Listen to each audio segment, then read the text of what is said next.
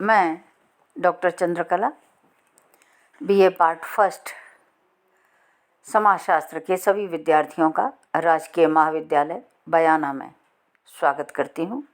तो बच्चों, कल हमने जिस टॉपिक को चर्चा की थी, जिस टॉपिक पर, वह था संस्कृति। और आज हम जिस टॉपिक पर चर्चा करने वाले हैं उस टॉपिक का नाम है सामाजिकरण अर्थात सोशलाइजेशन। तो आज हम देखेंगे सामाजिकरण की प्रक्रिया क्या होती है, उसका अर्थ क्या है, उसकी परिभाषाएं क्या हैं और उसका महत्व क्या है। इन सभी टॉपिक्स पर क्रम से हम चर्चा करेंगे। चलिए टॉपिक को शुरू करते हैं। तो सबसे पहले हम देखते हैं सामाजिकरण की प्रक्रिया। तो बच्चों, क्या आपने कभी सोचा है कि प्रत्येक चूहा तैरना जानता है जबकि प्रत्येक मानव तैरना नहीं जानता? ऐसा क्यों है? चूहा तैर सकता है और मानव नहीं तैर सकता है, ऐसा क्यों? क्या चूहे को कोई तैरना सिखाता है? मानव को तैरना क्यों नहीं आ पाता? इन प्रश्नों का संबंध संस्कृति और सामाजिकरण से है। पशु समाज संस्कृति विहीन समाज होता है जिसमें कोई संस्कृति नहीं होती है तथा इसमें गुण वंशानुक्रमण द्वारा एक पीढ़ी से दूसरी पीढ़ी को हस्तांतरित होते हैं। किसमें? पशु समाज में। चूहा तैरना इसलिए जानता है क्योंकि उन्होंने तैरने का गुण जन्म से ही प्राप्त किया है। समझ आ गया? क्योंकि ये पशु समाज की विशेषता है, उन्हें ये सारी क्वालिटीज़ वंशानुक्रमण से प्राप्त होती हैं। संस्कृति मानव समाज का एक अनुपम गुण है।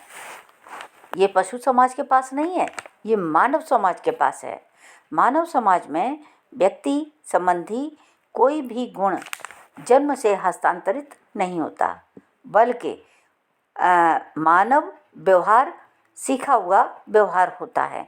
यानी मनुष्य को सारे व्यवहार जो हैं सीखने पड़ते हैं। जब बच्चा पैदा होता है तब वह सिर्फ हाड़ मांस का एक लोथड़ा होता है, उसमें किसी तरह का कोई गुण नहीं होता। न वो सामाजिक होता है, न वो समाज के प्रतिकूल व्यवहार करता है। प्रत्येक मानव इसलिए नहीं तैर पाता है क्योंकि उसने तैरना नहीं सीखा है। संस्कृति सीखा हुआ व्यवहार है। समझ आया? संस्कृति क्या है? सीखा हुआ व्यवहार है तथा इसको एक पीढ़ी से दूसरी पीढ़ी में हस्तांतरित करने का कार्य सामाजिकरण की प्रक्रिया के द्वारा होता है। तो यहाँ सामाजिकरण बहुत महत्वपूर्ण हो जाता है मानव समाज के लिए। इसलिए सामाजिकरण मानव समाज में होने वाली एक प्रमुख प्रक्रिया मानी जाती है। वस्तुतः शिशु जन्म के समय, मैंने आपको थोड़ी देर पहले ही बताया था कि शारीरिक ढांचा अर्थात अस्थि मांस का ढांचा मात्र होता है, क्योंकि उसे न तो अपने बारे में कुछ पता होता है, न ही वह दूसरों के बारे में जानता है, न ही वह समाज के बारे में जानता है। जैसे जैसे वो बड़ा होता जाता है वह प्रत्यक्ष एवं अप्रत्यक्ष रूप से सभी के संपर्क में आता है और सभी के संपर्क में आने वाले लोगों और समूहों जैसे माता पिता हैं, अन्य परिजन हैं, पड़ोसी हैं, मित्र हैं, विद्यालय है, इत्यादि इत्यादि बहुत सारी संस्थाएं हैं। इन सब से कुछ न कुछ सीखता रहता है और सीखने की इसी प्रक्रिया को हम क्या कहते हैं? सामाजिकरण कहते हैं। ठीक है, अब चलिए अब देखते हैं सामाजिकरण का अर्थ, मीनिंग ऑफ सोशलाइजेशन। सामाजिकरण एक ऐसी प्रक्रिया है जो नवजात शिशु को सामाजिक प्राणी बनाती है। ठीक है, इस प्रक्रिया के अभाव में कोई भी व्यक्ति सामाजिक प्राणी नहीं बन सकता। इसी से सामाजिक व्यक्तित्व का विकास होता है। ठीक है, सामाजिक सांस्कृतिक विरासत के तत्वों का परिचय भी इसी से प्राप्त होता है। समझ आया? तो सामाजिकरण से न केवल मानव जीवन का प्रभाव अखंड और सतत रहता है, वरन इसी से मानवोचित गुणों का भी विकास होता है और व्यक्ति सुसभ्य बनता है, सुसंस्कृत बनता है। इसीलिए सामाजिकरण की प्रक्रिया बहुत महत्वपूर्ण स्थान रखती है। यही कारण है कि किम्बल यंग ने सामाजिकरण को व्यक्ति के सामाजिक सांस्कृतिक क्षेत्र में प्रवेश करने की प्रक्रिया कहा है। इसी प्रक्रिया से व्यक्ति समूह के आदर्श नियमों को सीखता है। सामाजिकरण नवजात शिशु को सामाजिक बनाने की एक प्रक्रिया है। बच्चे को सामाजिक मान्यताओं के बारे में अवगत कराना, समाज में रहना सिखाना तथा व्यक्तित्व का निर्माण करना सामाजिकरण कहलाता है।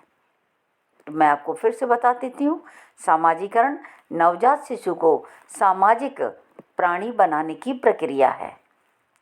बच्चे को सामाजिक मान्यताओं के बारे में बताना, समाज में रहना सिखाना तथा उसके व्यक्तित्व का निर्माण करना किसका काम है? सामाजिकरण का कार्य है। तो इस तरह से मैंने आपको बताया सामाजिकरण का अर्थ क्या है।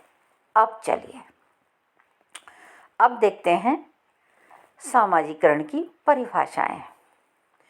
तो सामाजिकरण की परिभाषाओं में बहुत सारे विद्वानों ने अपने अपने विचार से इसे स्पष्ट करने का प्रयास किया है। सबसे पहले हम देखते हैं जॉनसन की परिभाषा। हैरी एम जॉनसन ने सामाजिकरण एक प्रकार का सीखना है जो सीखने वाले को सामाजिक कार्य करने के योग्य बनाता है। ये उन्होंने परिभाषा दी है। अर्थात जॉनसन के अनुसार सामाजिकरण एक प्रकार का सीखना है जो सीखने वाले को सामाजिक कार्य करने के योग्य बनाता है। ठीक, अब दूसरा देखते हैं। दूसरा है बोगार्डस। बोगार्डस के अनुसार सामाजिकरण वह प्रक्रिया है जिसके द्वारा व्यक्ति सामाजिक कल्याण हेतु एक दूसरे पर निर्भर रहकर व्यवहार करना सीखते हैं और जिसके द्वारा सामाजिक आत्मनियंत्रण, सामाजिक उत्तरदायित्व तथा संतुलित व्यक्तित्व का अनुभव प्राप्त करते हैं। ठीक, ये मैंने दो परिभाषाएं आपको बताई सामाजिकरण की। एक परिभाषा बताई जॉनसन की और दूसरी परिभाषा बताई मैंने आपको बोगार्डस की। अब एक और परिभाषा आपको बताते हैं, वह परिभाषा है किंग्सले डेविस।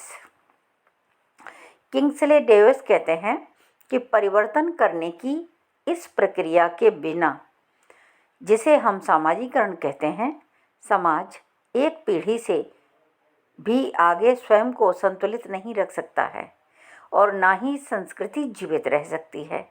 इसके बिना व्यक्ति सामाजिक प्राणी भी नहीं बन सकता है।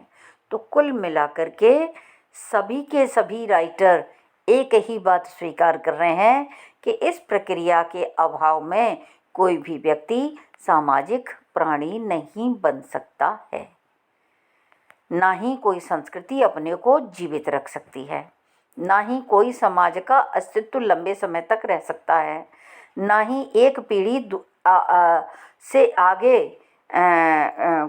कोई भी पीढ़ी अपने को संतुलित रख सकती है। इस तरह से मैंने आपको 3 राइटर बता दिए, जॉनसन, बोगार्डस और किंग्सले डेविस। अब एक राइटर और बताते हैं हम आपको। अब जो नेक्स्ट राइटर हैं हमारे पास वो हैं ग्रीन। ग्रीन के अनुसार सामाजिकरण वह प्रक्रिया है जिसके द्वारा बच्चा सांस्कृतिक विशेषताओं, आत्मपन और व्यक्तित्व को प्राप्त करता है। ठीक है, तो इस तरह से देखिए सामाजिकरण की ये जो मैंने आपको 4 परिभाषाएं बताई हैं, जिनमें एक जॉनसन की परिभाषा शामिल थी, दूसरी बोगार्डस की परिभाषा थी, तीसरी डेविस की परिभाषा थी और चौथी ग्रीन की परिभाषा थी। ठीक है, इन चारों परिभाषाओं से स्पष्ट होता है कि सामाजिकरण व्यक्ति को सामाजिक बनाने की प्रक्रिया है। क्या है? सामाजिकरण व्यक्ति को सामाजिक बनाने की प्रक्रिया है। इस प्रक्रिया का प्रमुख उद्देश्य व्यक्ति को सामाजिक एवं योग्य प्राणी बनाना होता है ताकि वह अपनी परिस्थिति और अपनी भूमिका के अनुसार कार्य करना सीख सके। ठीक है, अपनी परिस्थिति को नियंत्रित कर सके, स्थिर कर सके, स्थायी बना सके, प्रभावी बना सके, अपनी भूमिका को बहुत अच्छे तरीके से निर्वहन कर सके। वो किसके थ्रू होता है? सामाजिकरण के थ्रू होता है। सामाजिकरण के द्वारा ही व्यक्ति में अहम का विकास होता है। आदर्श नियमों को वो आत्मसात करता है और संस्कृति एक पीढ़ी से दूसरी पीढ़ी में इसी प्रक्रिया के माध्यम से हस्तांतरित होती है। अगर ये प्रक्रिया नहीं होती तो संस्कृति जीवित नहीं रह पाती, क्योंकि हस्तांतरण रुक जाता, एक पीढ़ी पर ही वो समाप्त हो जाती। तो ये वो प्रक्रिया है जिसने संस्कृति को अनवरत एक पीढ़ी से दूसरी पीढ़ी में पहुंचाने का कार्य किया है, उसको अमरता प्रदान की है। ठीक है, तो इस तरह से मैंने आपको बताया सामाजिकरण का अर्थ और सामाजिकरण की कुछ परिभाषाएं। ठीक है, इसमें अगर कोई चीज़ आपको समझ में नहीं आई है तो आप मुझे मेरे मोबाइल नंबर पर कॉल कर सकते हैं। आप चाहें तो मुझे व्हाट्सएप ग्रुप पर अपनी प्रॉब्लम शेयर कर सकते हैं कि मुझे ये चीज़ समझ में नहीं आई है। आप चाहें तो ईमेल आईडी पर भी आप मुझे अपनी समस्या सेंड कर सकते हैं। ठीक है, और मेरा प्रयास होगा कि मैं जल्दी से जल्दी आपको वो सारी सॉल्यूशन दे सकूं जो आप चाहते हैं। इस तरह से आज हमने जिस टॉपिक की शुरुआत की है वह टॉपिक था सामाजिकरण, जिसका हमने as a concept, as a process आपको बताया, उसके बाद उसका अर्थ बताया, उसके बाद उसकी कुछ परिभाषाएं बताई। इनकी अगर परिभाषाएं आपको इंग्लिश में भी चाहिए तो वो मैं आपको एक एक करके बता सकती हूँ। पीडीएफ में भी मैं इन्हें डाल दूँगी और मैं इनकी परिभाषाओं को एक बार इंग्लिश में बता देती हूँ, आप सुन लीजिए, है ना। जॉनसन के अनुसार जो परिभाषा है, तो definition of Harry M Johnson, socialization is learning that enables the learner to perform social roles। ये परिभाषा किसकी है? हैरी एम जॉनसन की है। अब हम E.S. बोगार्ड्स की परिभाषा बताते हैं। Socialization is the process whereby persons learn to behave dependably together on behalf of human welfare and in so doing experience social self-control, social responsibility and balanced personality। ये किसने बताया आपको? E.S. बोगार्ड्स। According to Kingsley Davis in his book Human Society on the page of 195, he says, without this process of molding, which we call socialization, the society could not perpetuate itself beyond a single generation, and culture could not exist, nor could the individual become a person।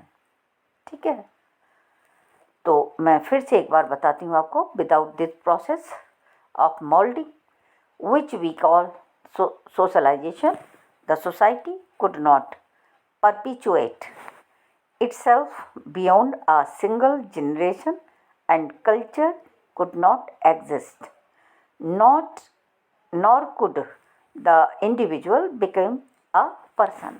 तो इस तरह से मैंने आपको बताया Harry M Johnson, E.S. Bogardus, Kingsley Davis And now, according to Green, socialization is the process by which the child acquires a cultural content along with selfhood and personality. तो इस तरह से मैंने आपको ये चारों राइटर्स की परिभाषाएं इन हिंदी एंड इंग्लिश दोनों में बता दिया है। चारों परिभाषाएं आपको ये समझ में आ गई होंगी। फिर भी नहीं समझ कोई बात आती है तो कल आप मुझे पूछ सकते हैं। ठीक है, कल हम इसी टॉपिक को कंटिन्यू करेंगे और कल हम पढ़ेंगे सामाजिकरण से संबंधित अन्य अवधारणाएं क्या क्या हैं। ठीक है, other concept related to socialization, इस बात पर चर्चा करेंगे कल। तब तक के लिए धन्यवाद।